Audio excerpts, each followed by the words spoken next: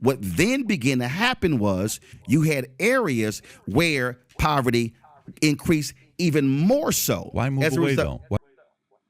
So in this video today, we're going to be breaking this down where Roland Martin absolutely schools, but not just schools, but he also exposes Patrick Bet-David's hypocrisy, his sheer hypocrisy in this video. Let's unpack it together.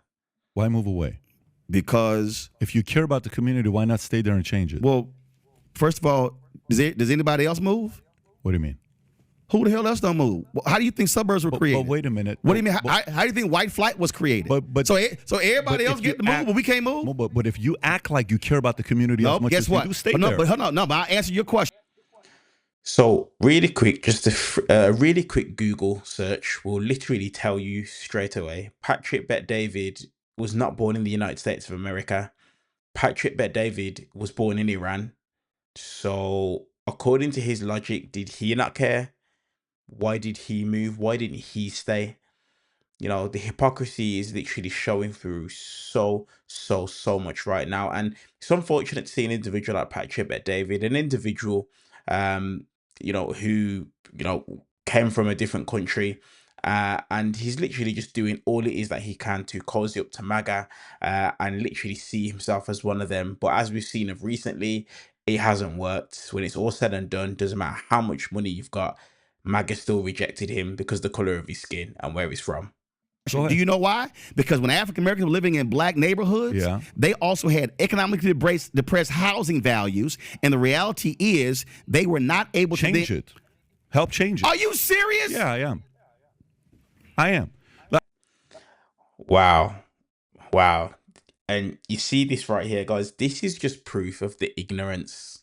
This is proof of the ignorance, like not just the black struggle, but a wealthy individual just turning around and saying to people who have been able to, you know, come into a bit of wealth, or they've been able to work hard and get themselves a good job and move themselves out of a bad situation, you know, for him to just turn around and say, well, change it. Well, okay, Patrick, if that's the case, why haven't you moved back to Iran? Why haven't you moved back to Iran? Now you've got your multiple millions or billions or whatever it is. Why have you not moved back to Iran and changed the situation of the country where it is that you're from? Hypocrisy at its finest. But let's continue. Okay, I'll give you an idea. Are you familiar with Palmdale? I'm going to need you to be drug tested. Seriously. Yeah. Do you even know today? We've done the stories in Florida. When somebody's black selling their house, the appraisers will come in and literally give them a value $100,000 to $300,000 less because they're black. You know that's actually happened, right? You'll take one story and say that. Oh my God! On how many occasions has that happened? Are you serious? Do you think a message like? Okay, why don't you go ahead and Google? So watch this now. Watch this. Patrick Bet-David has literally heard what Roland Martin said, and he's basically turned around and said to him, "You're going to take one example and you're going to run with it." So watch what's about to happen, and we're going to really unpack this because we can see that what PBD is doing is purely in bad faith. Let's unpack it. Why don't you go ahead and Google? How many times has that happened? No, I believe it's happened, but how many times has that happened? The New York Times literally just did a story talking about the systemic racism that exists within housing appraisals. This is a fundamental problem. I'm trying to see you're living in a different reality. What progress are you making by saying that? What progress? So what you're doing? I'm trying to end that. Okay. Okay, so Roland Martin points out a fact of something that's happening, and Patrick Bet-David's response is, why are you saying that? That doesn't help us make any progress. That's literally like what I see happening in America, not just in America, even here in the UK where I'm from, where, you know, a community will speak about what it is that they're going through, and then you have individuals saying things like, well, that's not bringing the community together, that's not bringing the country together. Well, it's like, okay, sorry that I'm going through XYZ. You know, what is it that you want me to do? But that's the response that it is that he gives. Do you know how inherent? Okay, hold on. You said you're Middle Eastern, right? You're trying to. Hold on. You said you're Middle Eastern, right? I am, yes. How would you feel? How would you feel? Yes. If you're selling your home, you've got a home that you know Right. and you put upgrades in it, and you know your home is worth $500,000. Yeah. And somebody comes into your home, and they see your photos, Right. and they see your family, and then they go back and they go $350,000. You go, what the hell? So you tell that story. Wait, one second. To get people to be convinced that's happening. It's actually out of 1,000 approaches.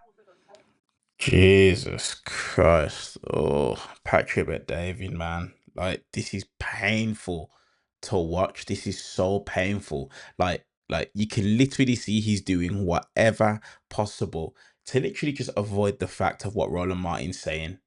Oh my God. Out of 1,000 appraisals, how many times does that happen? Out of 1,000 appraisals, how many times does that happen? You want to pull that up? Tell you want me. him to pull that up? That's your world, though. Out of 1,000 appraisals, how many times does that happen? Let's just say it happens. It is a significant issue in America. Oh my God! And wait, one second. There's a big difference. And then when the woman, a black person should not have to remove their photos from the wall and remove black art and remove black books to have a white appraiser then come in and go, oh, it's actually 550. So one second, because I'm gonna show you how it impacts generationally. Here we go. So when you follow me here, because this is housing discrimination in America. When you then get that lower appraisal, you then cannot sell your house for the higher value, which then means you are not then taking those proceeds and being able to invest, being able to send your kids to school. And what I'm trying to explain, like, straight away, like, just keep an eye on Patrick Bet-David's face. Look at the energy he's giving off. He has come with a mindset of, regardless of what Roland Martin says, he is not going to take what it is that he's saying serious. He's not interested. He's already got his mind made up. It's set in stone. And regardless of what happens, he is not interested. Explain to you is there is a world out here that for some reason you're like living in Unity world that ain't the real America. Brother, you have the wrong guy. And I'm trying to get rid of that stuff. You have the wrong guy here. You have the wrong guy. I'm trying to get rid of it. Okay, good for you. I am as well. But you have the wrong guy here. And here's what I mean by that. So when you ask the question, what do you do if they appraise your house $350,000 less, right? That's your question. Okay. I don't see myself as a victim. I stopped looking at myself as a victim a long time ago. And by the way, being Armenian and Assyrian, you know what a lot of people in the Armenian community do? You know what a lot of people in the Armenian community do? They sell victimhood mentality. I'm raised with that, which is the statement of mechka. I know you don't know what the word mechka means. Mechka means, oh, poor Roland. Oh, poor PBD. I don't see myself as a victim. And the other part is when you use one story as an example to divide and get people even angrier because out of 1,000 appraisals this happened one time, I don't think you're unifying when you say a statement like that. So listen to that. He said because an appraisal happened one time, but look how many times Roland asked the producer to bring up the data. Not once has the producer brought up the data, but Roland brings up him. Let's see. Look at this. To say, hey, this is what's taking place all the time. But going back to it. So you left because you wanted better economic situation for yourself. Listen to what you just said. Again, I'm having a hard time listening to what you just said when you're saying it's so fundamentally flawed because when you say, "Oh my God," you see yourself as a victim. You do. No, you're selling it as a victim. No, I'm not. What I'm selling is a reality. What I'm selling is when this is again. Since you didn't, I guess you couldn't pull it up. Okay. Oh, he did pull it up. Okay. The Biden administration, the Federal Housing and Finance Agency, released 47 million appraisal reports to the public for the first time. The appraisals, which were compiled between 2013 and 2021, present evidence of a persistent, widespread practice in the home appraisal industry to give higher values to homes when the occupants are white and devalue them if the owners are people of color. That's such bullshit. Guys, he's literally just brought up a report which is factual that can literally be found on the internet. And what's PBD's response? What's his response? This is why I said from the beginning, it doesn't matter what was said. It doesn't matter what was done. He came with an agenda. He's going to fulfill that agenda. And no convincing, no facts, no statistics can convince him of anything other than the sort. He's not interested in hearing reality. That's such bullshit. You know why? Hold up. Let me tell you why that's such bullshit. They actually took the reports and showed the data, and now Yeah. you call it bullshit. Of course I call it bullshit. So wait a minute. So you ask for the data and the facts. No. And now you give your opinion First of all, because you don't like the stop, facts. bro. Come on, man. Do you run a company? Yes, I do. Okay, so when you run a company. Okay, so this is what PBD loves to do. This is what he loves to do. He always loves to bring everything back to business, to making money, all of these sort of things. But why is he not dealing with the elephant in the room, which is the factual statistics that have been done? The factual statistics that Roland spoke about in the beginning that PBD's producer refused to bring up.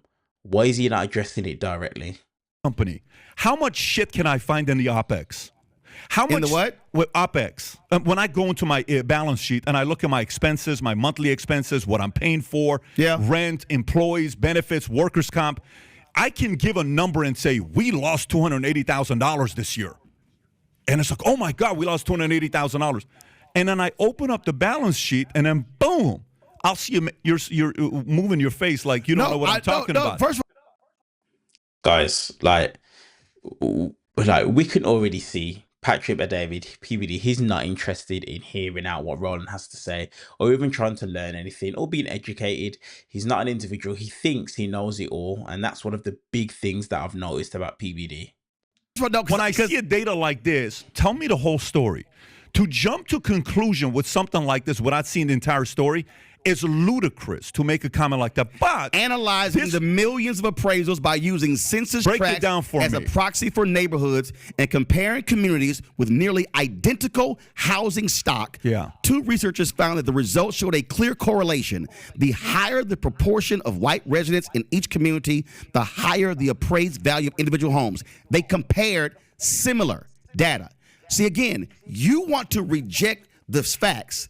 And what I'm trying to explain to you is I am refusing to constantly have people give data without me having access to the entire thing for their own benefit to divide So it. what you're saying is in order That doesn't even make any sense, because regardless of however you need to take a look at the data, the very fact that what Roland just stated is happening in the United States of America, it's wrong in of itself. And that is one of the major contributors. We all know that one of the major contributors of wealth is property. We all know that. So if you're having homes and properties that are being devalued by millions and millions of dollars purely because of the color of someone's skin, straight away, that is something that should be a massive red flag. And even if that's happening once, an individual of sane mind, an individual who has got a form of moral compass, they would say, once is way too much.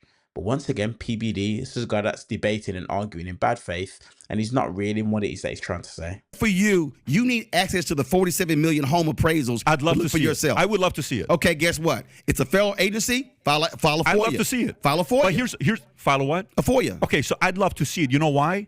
Here's the part. How often do you see data being used and we don't know the whole story? Both sides. How often? Well, first of all, we see data out there, but what I'm saying, I'm looking at data, actual data, and I'm also looking at a reality. And here's what I'm saying to you. And again, this is what you, for some reason, you're not fully accepting. What is the most consistent way Americans have been able to actually build wealth? It has been through housing. What did I just say? What did I just say? That's one of the biggest reasons why, the black community in the United States of America. And I remember, I don't know it all, guys. I always make that very, very clear that I don't know it all.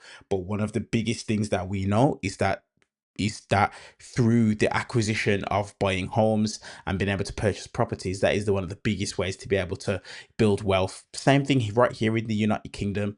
Within the black community, being, homes and not being able to buy homes has contributed to, the lack of building wealth. That's been historical.